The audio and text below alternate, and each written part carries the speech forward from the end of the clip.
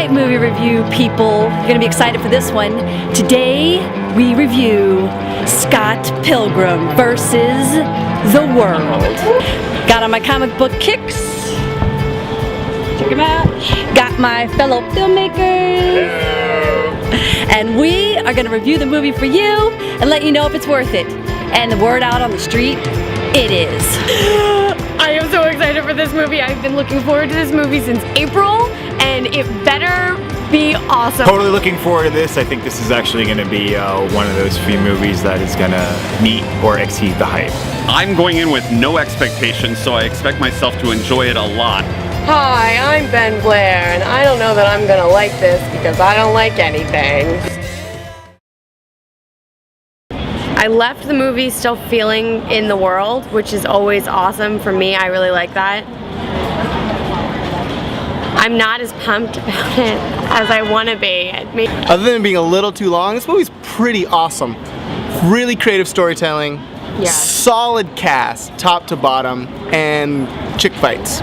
So hard nowadays to actually find a movie that is, dare I say, original. It had a lot of cool ideas and a lot of things that you've never really seen in film, which after seeing them in the movie, it's like, why haven't I ever seen this in a movie before? Like, they did such a great job of like meshing all these genres like comic books and anime and video games all together. I went in with no expectations, as I said at the beginning, was pleasantly surprised overall. It's basically the best rock band video game adaptation of a comic book ever. I cannot wait to go home and buy the album, like the entire soundtrack. Agreed. I had a lot of fun. I think it was just, I was smiling pretty much the whole time. It felt a little long, but it was some of the most pitch perfect casting, as I would agree with Ben, that we've seen in all the summer movies, that you kind of go with the characters even when it's dragging a little bit. He said it was original, and I don't actually think all the devices that they use in the movie are that original.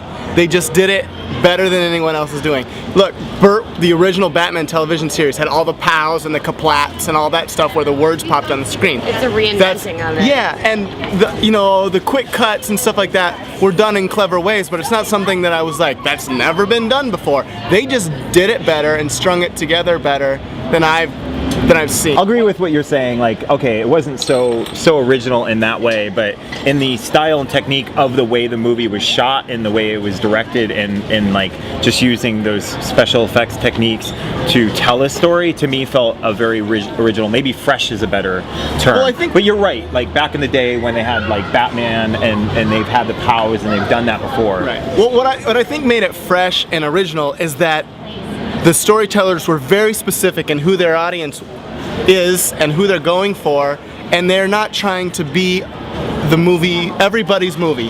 They're like, this movie is for people who've grown up playing Nintendo. Yeah. From the opening Universal credit, we were like, I am so gonna love this movie. Let's face it, they adapted a video game, but first they made a comic book, and they have the comic book series, and now they're going to be making more movies. I mean, this could actually be the 21st century Star Wars. Okay. This movie exhausted me. I figured it out. That's what it is. That's why I have not been able to get a word in here. Like, instead of all of that stuff that was going on, it was awesome. It was very well artistically directed and cut, but it drained me. I don't know, and I'm just realizing that. Like, I'm tired. Think there should have been 5 X's?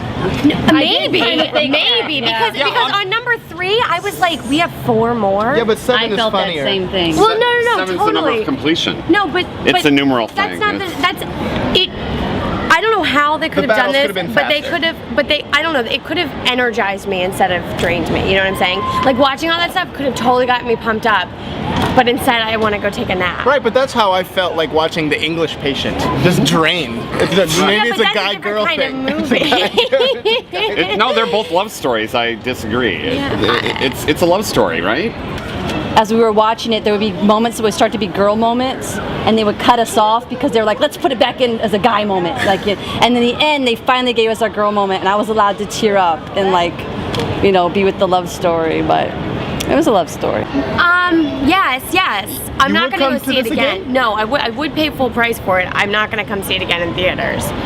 I'll you're buy gonna it on wait. DVD. You'll buy the DVD. And I then will you get buy the more. DVD. And then maybe it will explain to you why you're having this No, meltdown. I think tomorrow or later today, I'll be able to I don't recommend you go see this movie at 11 in the morning. Yeah, you gotta go at night. Any movie at 11 in the morning. Don't see the movie at 11 in the morning. There were a lot of people in the theater for an 11 o'clock show, more than any movie review I've been to yet. Turned to Liz, I said, this is a really packed theater for a morning movie, the most we've seen.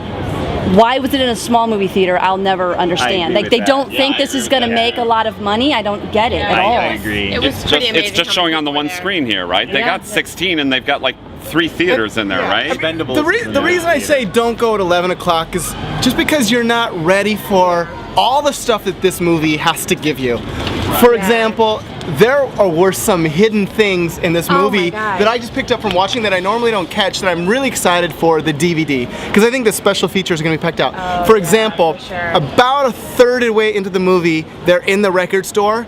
Watch for the guy dressed in the Jason I saw that. I saw that. I caught that. You didn't see it either. I was like 95% of the audience isn't going to see this. All of those fights have so much of that video game stuff that we were talking about. Like, there's so many of those little things in there. It's so much to watch. That's why you need to go see this movie at night, enjoy the shit out of it, but buy the DVD. Yeah. The first time that someone exploded and there was coins and he goes, ooh, coins! I was like, I love this movie. No matter what happens after this, it's A-okay. I did really like and this isn't original to this movie, but the transitions between the fantasy and the reality, just the commenting on itself. I really appreciate when movies flowed. do It was that. very surreal. Like the one moment where he started singing and we were all like, what? And then they went to whoever, I don't remember which character it was, but it was the sister. The sister goes, what? Yeah. Exactly. Like, yes, thank you for acknowledging that was stupid. It was really fun to watch a movie where you're actually trying to decide how he can kill this person. Almost like you're playing the video game. Like, how can I defeat this person? And you knew that each battle was going to be tougher and tougher and tougher. I think they played that really well. And I like that all of the sort of stylistic things that were like comic booky and anime were really fun to watch. Right. And the writing was phenomenal, and just the dialogue itself was really rich. And they got a lot of, it was probably a little heavy on the dialogue, but because it was smart, because it was clever, I'm gonna go with it. Like the line that Schwartzman says about, you made me swallow my gum was a funny joke, and then he added another line where he was like, that's gonna stay in my digestive tract for 7 years.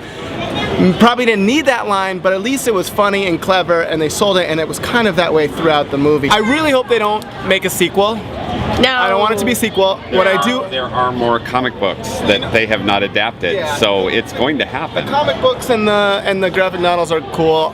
There better be a video game. And there better be action figures, because I want to buy them and put them on my desk.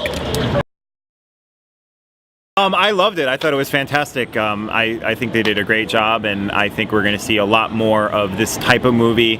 The directing was fantastic, and I'm just looking forward to see what comes next. I highly recommend it. I don't want to see a lot of copycat movies that try to do what Scott Pilgrim did.